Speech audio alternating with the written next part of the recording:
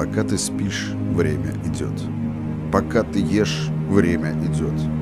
Пока ты думаешь, как заработать деньги, время идет. Год как месяц, месяц как неделя, неделя как день, день как час, а час как минута. Это значит, твое время истекает и никогда не вернется. Основная валюта нашей жизни – это время. Пока ты думаешь о риске, кто-то рискует и добивается успеха. Пока ты думаешь о принятии решения, кто-то принимает свое решение и добивается успеха. Пока ты работаешь на кого-то, ты устраиваешь чужую жизнь, а не свою.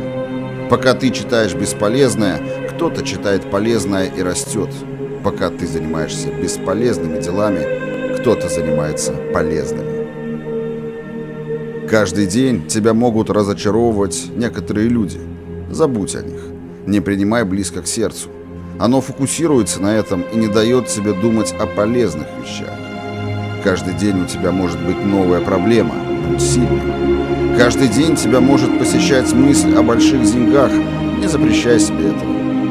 Не запрещай себе об этом думать. Каждый день ты можешь общаться с бестолковыми людьми и толковыми. Пусть даже если он будет эпизодом. Общайся со всеми, и ты будешь знать толк в людях. Время не вернешь никогда. И даже не знаешь, сколько его у тебя есть. Не рискнешь сегодня, останешься ни с чем завтра. Нам есть что терять.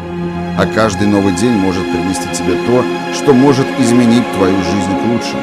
То, что сделает тебя успешным только в твоих руках. Мнение чужих людей иногда может быть полезным, но не давай себя сбить с толку той иллюзией, которую тебе преподносят с обещаниями. Человек определяется делом. Меня зовут Иса. Я понял все это, когда мне было 28. И надеюсь, ты поймешь это намного раньше меня. Успехов тебе, друг мой.